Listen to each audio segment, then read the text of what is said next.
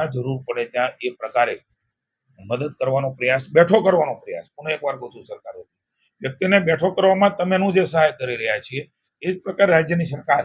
પુનઃ બેઠો થાય એના માટેના સર્વેની વાત એ મેં માનનીય મુખ્યમંત્રી શ્રી વતી એમણે જે મને હમણાં સૂચના આપી છે ટેલિફોનિક, આપ તાત્કાલિક જે પ્રકારે સ્થિતિ અમે તમામ મંત્રીશ્રીઓએ ધારાસભ્યશ્રીઓએ વાત કરી છે, નરેશભાઈ હોય, કનુભાઈ હોય, અમારા ધારાસભ્યશ્રીઓ હોય, એમણે વાત કરીને આખી જે આખા દિવસમાં જે અમે જોયું છે એનો ચિતાર પણ માનનીય મુખ્યમંત્રીશ્રી સતત સંપર્કમાં છે, આપણું ઇમરજન્સી સેન્ટરથી પણ સંપર્કમાં છે, તંત્ર સંપર્કમાં છે, ડે ટુ ડે ની માહિતી, હું તેમ કહું કલાકની માહિતી સમગ્ર રાજ્યની ભૂપેન્દ્રભાઈ લઈ રહ્યા છે. અને ખાસ કરીને જે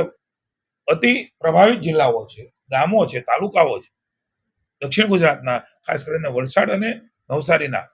એના પણ ડેટા એ કલાકે મેળવી રહ્યા છે. વહીવટી તંત્ર પાસેથી કલાકે ડેટા મેળવી રહ્યા છે અને એના આધાર ઉપર એમની પાસે પણ હતું, પણ પ્રત્યક્ષ રીતે જે પ્રકારે જોયું છે એનો આખો અહેવાલ એ હમણાં જ અમે એમને ટેલિફોનિક જાણ કરી છે. તંત્ર દ્વારા એને માહિતી મળતી જ હોય છે અને માનનીય મુખ્યમંત્રીશ્રીએ ખેતીવાડીનો પણ સર્વે કરવાની સૂચના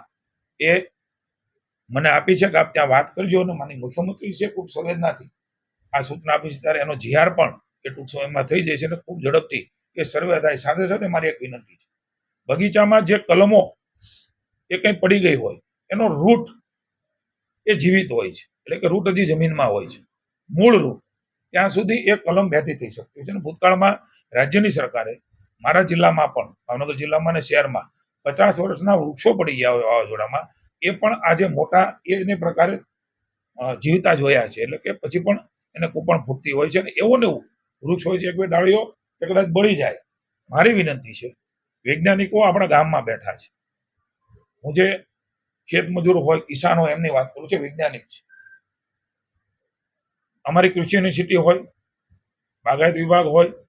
ખેતીવાડી વિભાગ હોય કે જિલ્લા વહીવટી તંત્રના તમામ કર્મચારીઓ હોય, એ તજજ્ઞો સાથે મળીને 2 દિવસ રેડ એલર્ટ છે એમાં પણ તકલીફ કાલનો દિવસ જોઈને પરમ દિવસ ન હોય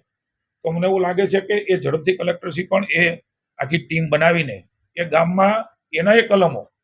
એ જીવિત રહે, જેનાથી એને કલમ મોટી ન કરવી પડે. અને સર્વેની વાત છે ત્યાં સુધી હું લોકોને ભરોસો આપું છું કે સર્વેમાં એ ઊભું કરેલું તમારું જે વૃક્ષ છે કદાચ 15-20 દિવસ પછી ખબર પડશે કે